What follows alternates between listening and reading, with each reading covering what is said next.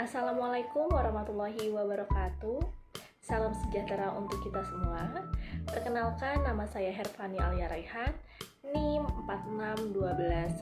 4612100169 dari Fakultas Psikologi, Prodi Psikologi Universitas Mercu Buana. Yang terhormat kepada Bapak Budiantoro selaku dosen pengampu mata kuliah Pendidikan Anti Korupsi dan Kode Etik UMB. Di sini saya akan menjelaskan terkait dengan materi 13 sampai dengan 15, yaitu korupsi dan studi kasus. Sebelumnya, apa sih korupsi itu? Nah, korupsi adalah penyelenggaraan atau penyalahgunaan uang negara, perusahaan, organisasi, yayasan, dan sebagainya untuk keuntungan pribadi atau orang lain. Jadi apa sih BUMN itu? Menurut UU nomor 19 tahun 2003 tentang Badan Usaha Milik Negara, Badan Usaha Milik Negara adalah badan usaha yang seluruh atau sebagian besar modalnya dimiliki oleh negara melalui penyertaan secara langsung yang berasal dari kekayaan negara yang dipisahkan. Jadi di sini aku mau mengambil salah satu perusahaan milik negara, yaitu Pertamina. Nah, Pertamina itu apa? Jadi PT Pertamina Persero adalah sebuah badan usaha milik negara Indonesia yang terutama bergerak di bidang minyak dan gas. Dilansir dari berita CNN Indonesia, Komisaris Pemberantasan Korupsi atau KPK resmi mengumumkan Direktur Utama PT Pertamina Persero periode 2009 sampai dengan 2014, Karen Agustiawan sebagai tersangka kasus dugaan korupsi pengadaan liquefied natural gas atau disingkat dengan LNG di PT Pertamina tahun 2011 sampai dengan 2021. KPK langsung menahan Karen selama 20 hari pertama terhitung mulai 19 September sampai dengan 8 Oktober 2023 di rutan KPK. Kasus dugaan korupsi ini berawal dari laporan masyarakat yang selanjutnya diselidiki oleh KPK. Firly menuturkan kasus ini bermula sejak tahun 2012 saat PT Pertamina memiliki rencana untuk mengadakan LNG sebagai alternatif mengatasi defisit gas di Indonesia. Perkiraan defisit gas akan terjadi di Indonesia pada kurun waktu 2009 sampai dengan 2040. Pengadaan LNG, lanjut Firly. Untuk memenuhi kebutuhan PT PLN Persero, industri pupuk dan industri petrokimia lainnya di Indonesia. Karen selaku Direktur Utama Pertamina periode 2009 sampai dengan 2014 kemudian mengeluarkan kebijakan untuk menjalin kerjasama dengan beberapa produsen dan supplier LNG yang ada di luar negeri, diantaranya perusahaan Corpus Christi Liquefied CCL LLC Amerika Serikat. Firly mengatakan dalam prosesnya seluruh kargo LNG milik PT Pertamina yang dibeli dari perusahaan CCL LLC Amerika Serikat menjadi tidak terserap di pasar domestik. Hal ini berakibat kargo LNG menjadi oversupply dan tidak pernah masuk wilayah Indonesia. Atas kondisi oversupply tersebut, berdampak nyata harus dijual dengan kondisi merugi di pasar internasional oleh PT Pertamina Persero.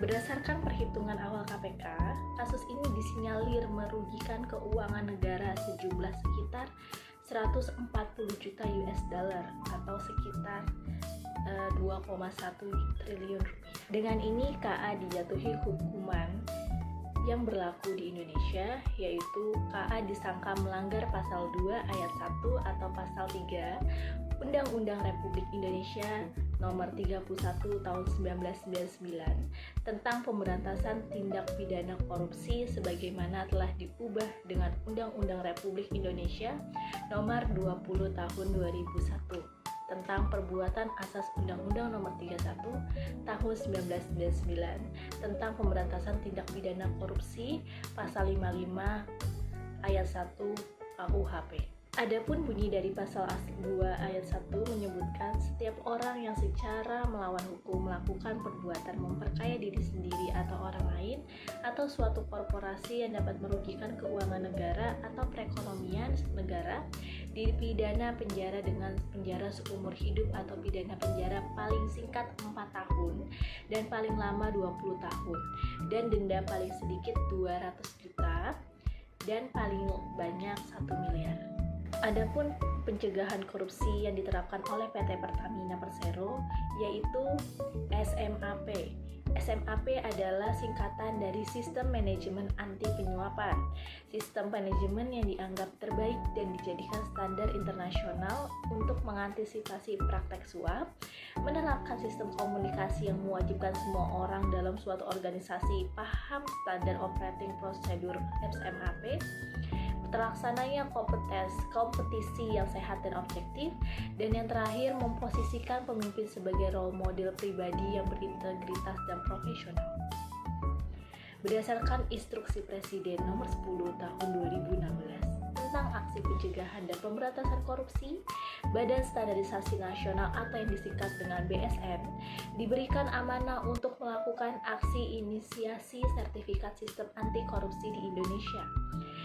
BSN telah menetapkan SNI ISO 37001/2016 Sistem Manajemen Anti Penyuapan yang disingkat SMAP.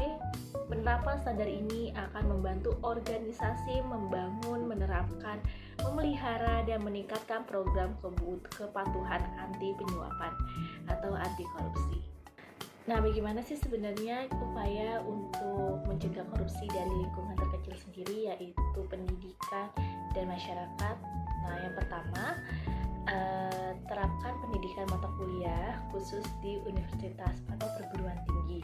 Jadi pendidikan anti korupsi di perguruan tinggi sangat penting untuk membentuk generasi yang integritas dan berkomitmen untuk melawan korupsi.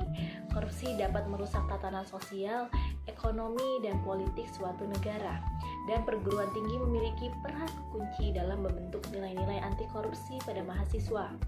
Nah, mata kuliah khusus ini bisa diterapkan dengan menyertakan mata kuliah khusus tentang etika, integritas, dan anti korupsi dalam kurikulum perguruan tinggi. Dan juga mata kuliah tersebut dapat mencakup studi kasus, analisis situasi, dan juga mata kuliah tersebut dapat mencakup studi kasus, analisis situasi, dan diskusi untuk memahamkan mahasiswa tentang dampak negatif dari korupsi. Yang kedua, di sini ada komitmen perguruan tinggi. Nah, jadi perguruan tinggi itu harus punya komitmen untuk menerapkan anti korupsi. Nah, bagaimana? Jadi perguruan tinggi perlu memiliki komitmen yang kuat terhadap anti korupsi. Ini dapat mencerminkan dalam kebijakan internal, tindakan disiplin, dan sanksi terhadap praktik korupsi. Yang kedua, mendorong transparansi dalam mengelola keuangan dan administrasi. Dan yang ketiga, di sini ada di lingkungan masyarakat, yaitu meningkatkan pemberdayaan perangkat-perangkat pendukung dalam mencegah korupsi. Jadi tujuannya adalah untuk menegakkan prinsip rule of law, memperkuat budaya hukum, dan memperdayakan masyarakat dalam proses pemberantasan korupsi. Jadi langkah-langkah prioritas ditujukan pada peningkatan kesadaran dari partisipan masyarakat. Jadi di sini masyarakat dilibatkan langsung untuk mencegah korupsi, dan juga penyempurnaan materi hukum pendukung. Berikut ini adalah daftar pustaka yang digunakan. Demikian presentasi dari saya, Hirfania Rehan. Mohon maaf bila ada kesalahan dan kekurangan dalam penyampaian presentasi materi terkait dengan korupsi dan studi kasus. Terima kasih, sampai jumpa lagi di lain kesempatan.